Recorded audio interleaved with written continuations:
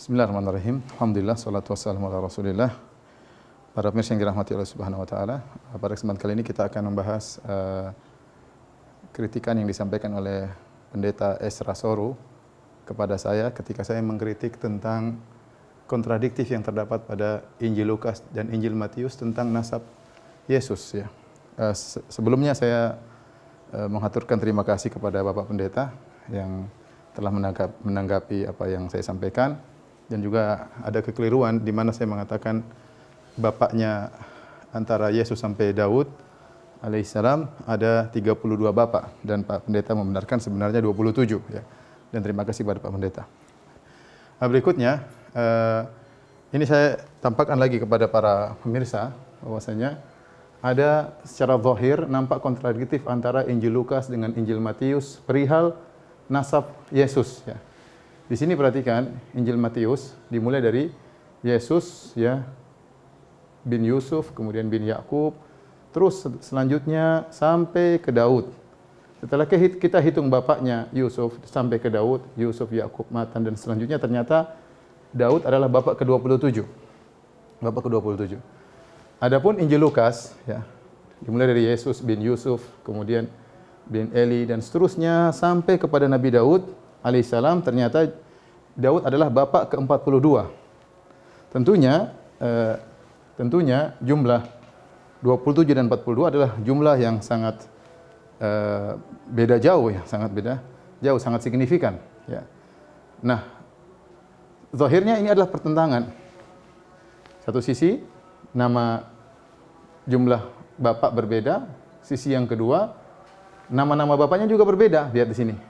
Matan, Eleazar di sini, Lewi, Malkhiyane, Yusuf, Matika, Amos berbeda dengan Zadok, Azor, Eliakim. Ada pertemuan di Zerubabel, Seltiel, Zerubabel bin Seltiel ya. Tapi intinya ada dua kontradiktif yang saya tampakkan, yang nampak dari Injil Lukas dan Matius, yaitu Injil Matius Daud bapak ke-27, Injil Lukas bapak ke-42 dan nama-namanya juga berbeda-beda ya. Dan menurut saya silsilah yang dicatat di dalam Injil Matius dan Injil Lukas itu berbeda, bukan berkontradiksi. Jadi saya kira orang ini tidak bisa membedakan antara kontradiksi dan berbeda. Ya. Lalu, kalau memang beda jumlahnya, dihitung dari Yusuf sampai Daud, yang Matiusnya 27, yang Lukasnya 42, itu berbeda jumlahnya. Tapi sebenarnya tidak ada masalah di sini. Tidak ada masalah di sini karena silsilah yang ditulis oleh Matius tidak sedang menulis urut-urutan kronologis dari setiap generasi, tidak. Ya. Lalu, mengapa juga harus urut-urutannya?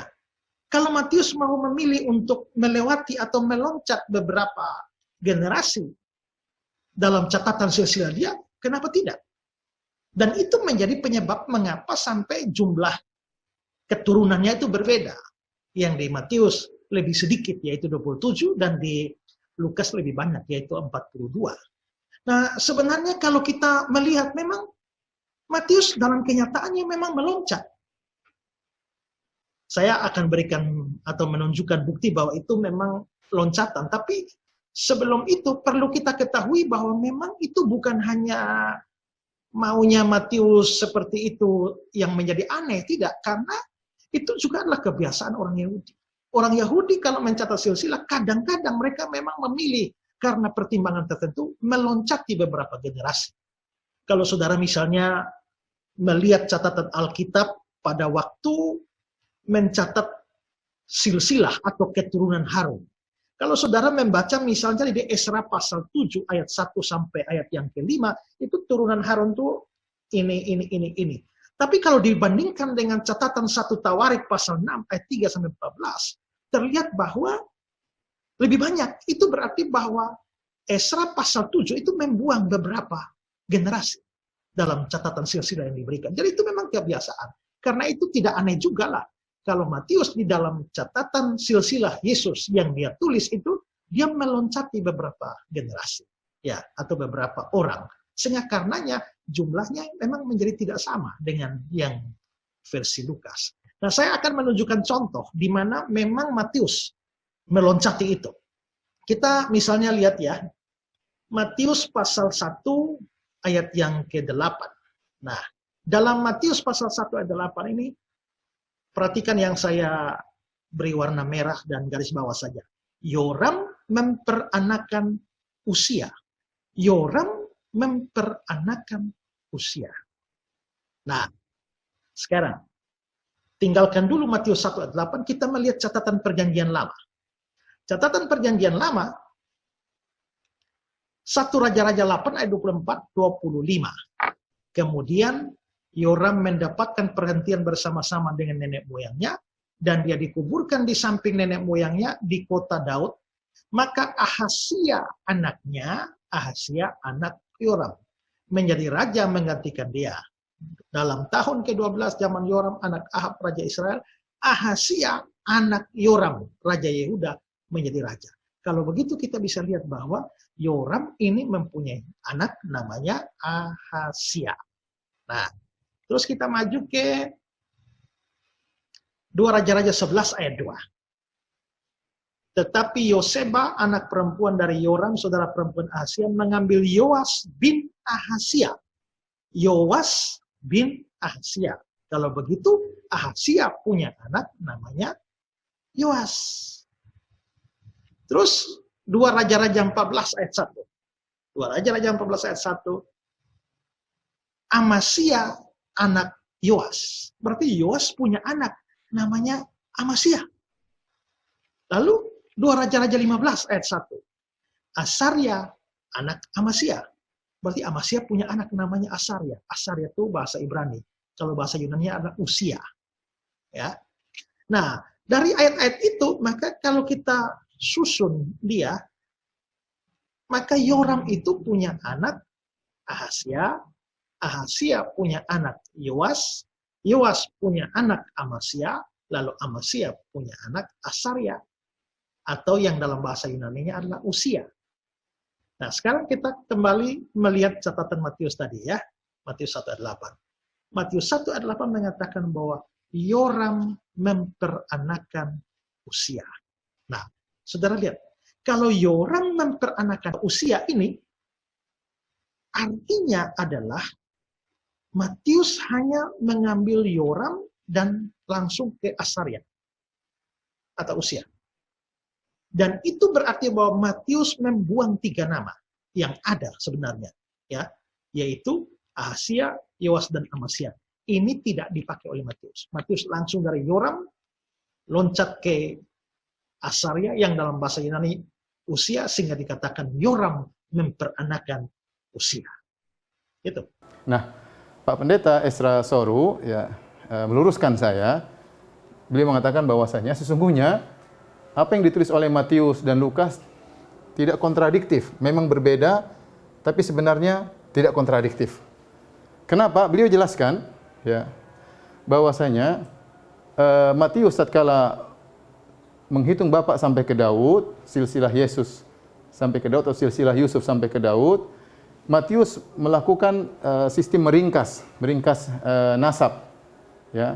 Kemudian Pak Pendeta berdalil dengan kenyataan yang terjadi antara perbandingan Injil Matius dengan dalam kitab Raja-Raja, di mana Matius menyebutkan Uzia, ya, anaknya Yoram, ya, sebagaimana dalam Matius 1 ayat 8.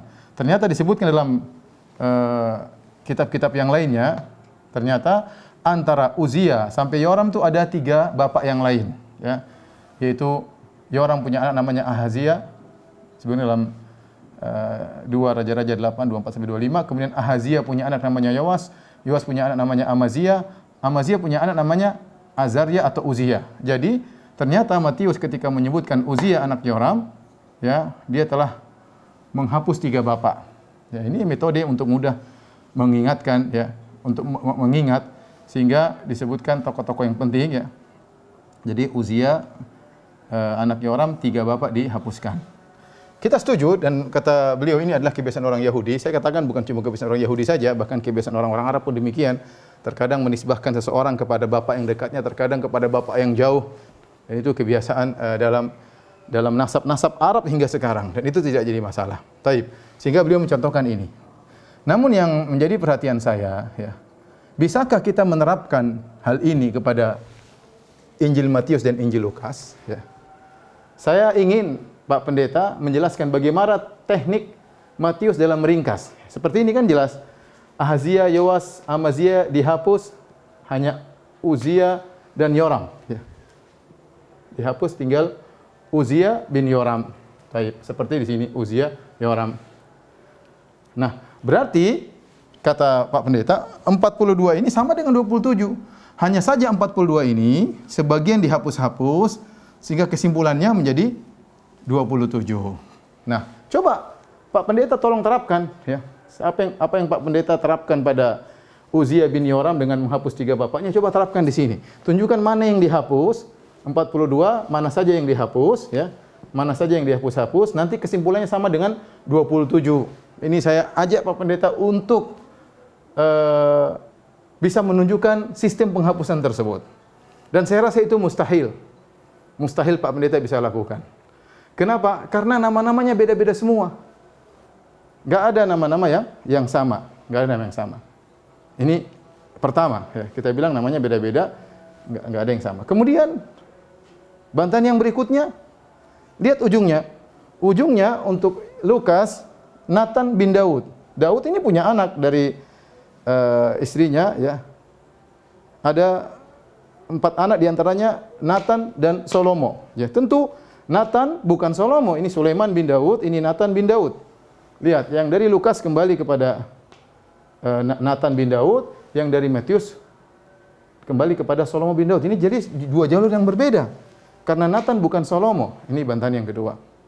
Bantahan yang ketiga atau kritikan yang ketiga, kita bilang, lihat, ternyata di antara nama-nama Yesus atau nama-nama bapaknya Yusuf, ketemuan ada seorang namanya Zerubabel bin Seltil. Zerubabel bin Seltil. Kalau di versi Injil Lukas, dia adalah bapak ke-20 dari Yesus.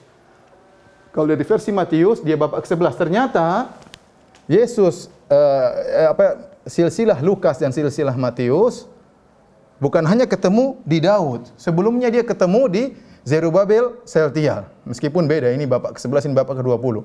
Seharusnya logikanya, kalau sudah ketemu di sini, maka bapak selanjutnya harusnya sama semua. Harusnya sama semua. Kenapa ada berbeda lagi?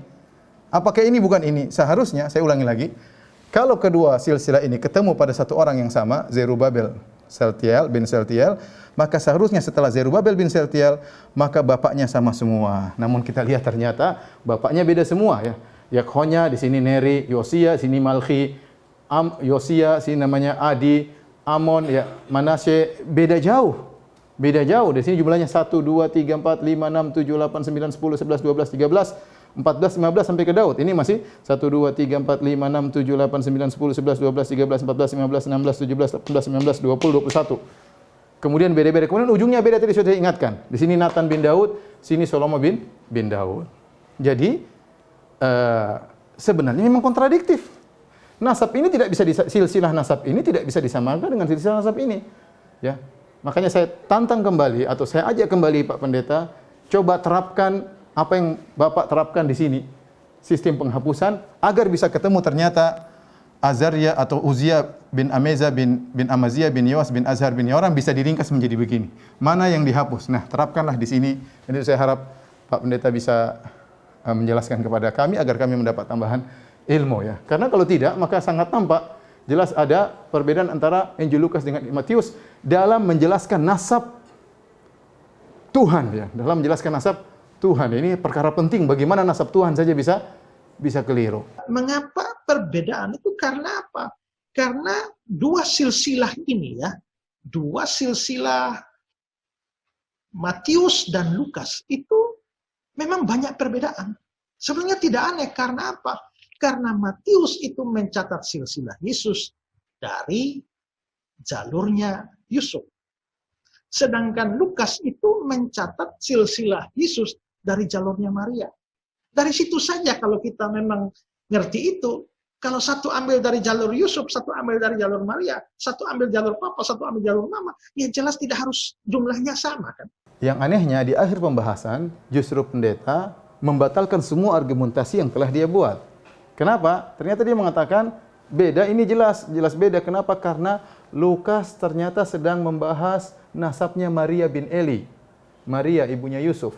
Sedangkan Matius sedang membahas nasab Yusuf.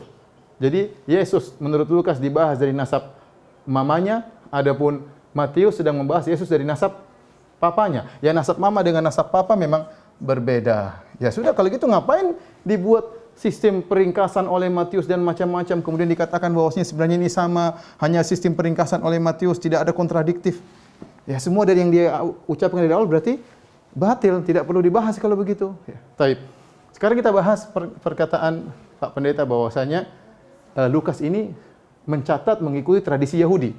Jadi Yahudi menurut Pak Pendeta tidak memperhatikan wanita, sehingga ketika menulis nasab yang dimasukkan Yusuf. Yusuf ini menantunya Eli. Jadi sebenarnya di sini Yesus bin Maria bin Eli. Ya. Kemudian dilanjutkan dengan nasabnya Eli. Tetapi Maria tidak bisa dimasukkan, diganti dengan Yusuf. Lah kenapa Yusuf dimasukkan sini? Menurut Pak Pendeta bahwasanya kebiasaan orang Yahudi manggil mantu dengan anak. Kita akan kritiki perkataan Pak Pendeta. Ya. Yang pertama, yang ingin saya tanya, mana dalilnya? Ya, mana dalil bahwasanya Eli adalah bapaknya Maria? Mana dalilnya? Eli adalah bapaknya Maria. Kemudian yang kedua, ya, Yusuf ini kan suatu orang yang dia punya nasab, seorang yang punya nasab. Kalaupun mertua memanggil menantu dengan anak, saya rasa itu wajar. Kita pun demikian, kalau kita ketemu menantu kita bilang anakku. Tetapi pasang nasab menantu kita dengan nasab kita, apakah ini boleh dalam Yahudi? Tanya, mana dalilnya? Atau hanya klaim saja yang tidak ada dalilnya? Saya ingin tanya sama pendeta, apakah ada dalil bahwasanya kita boleh nasab? Kita kalau manggil menantu boleh panggil anakku, tapi kita pasang nasab kita pada nasab menantu, apakah boleh? Sementara menantu kita punya nasab yang jelas menurut Matius. Ya. Kata Pak Pendeta karena Lukas menulis menurut tradisi Yahudi. Saya jadi bingung. Ini sebenarnya, mohon maaf ya, ini sebenarnya kitab suci dari Tuhan, ya, atau karya Lukas, ya? Apakah kitab suci dari Tuhan? Ya. Penulisnya adalah Allah atau Allah, kemudian mengikuti tradisi Yahudi yang tidak mengakui Yesus sebagai nabi, yang mengharuskan nabi keturunan Daud, ya. Seakan-akan Lukas ini karya dia, sekedar dia ahli sejarah kemudian dia menulis, ya. Apakah Allah Subhanahu wa taala menurunkan dengan dua model seperti ini, menurunkan sabda-sabdanya dengan dua model seperti ini? Pak Pendeta mengatakan Lukas mencatat sesuai dengan tradisi Yahudi. Jadi berarti tulisannya Lukas, ini bukan firman Tuhan, ya. Firman Tuhan, ya. Terakhir, taruhlah saya menerima pendapat penjelasan Pak Pendeta bahwasanya Lukas sedang menjelaskan nasab mama dari jalur mama, yaitu Maria binti Eli. Kemudian Matius sedang menjelaskan nasab dari jalur papa, ya, Yusuf bin Yakub. Tapi toh kedua nasab tersebut bertemu pada orang yang sama. Lihat di sini, Zerubabel bin Saltiel, di sini juga Zerubabel bin Saltiel. Nah, sama nih, ketemu nih. Jadi nasab mama, nasab papa ketemu di orang ini. Pertanyaannya, kenapa di bawahnya bisa beda semua? Seharusnya kalau udah ketemu selesai, nasabnya nyambung, harusnya demikian. Ini kenapa beda? Ya tetap saja kontradiktif. Ya ini berarti ada human error. Matius salah nyatat atau Lukas salah nyatat. Demikian yang bisa saya paparkan kepada para pemirsa juga para Pak Pendeta. Saya berterima kasih Pak Pendeta sudah menanggapi apa yang saya sampaikan. Mudah-mudahan kita masih bisa berlanjut dalam diskusi-diskusi yang lain. Terutama kita umat Islam sangat mengagungkan Nabi Isa alaihissalam. Ya, dia seorang hamba Abdullah wa Rasuluh, hamba Allah dan utusan Allah. Ya, membawa kitab Injil dari Allah Subhanahu wa taala. Ya, namun dia bukan Tuhan, ya. Dia berdoa kepada siapa? Kalau dia Tuhan dia tidak perlu berdoa. Dia beribadah kepada siapa? Kemudian dia makan, dia minum, kemudian dia tidur, ya. Beliau alaihissalam kemudian juga lapar, ya. Tentu ini jauh dari sifat-sifat Tuhan. Semoga Allah Subhanahu wa taala memberi hidayah kepada kita semua.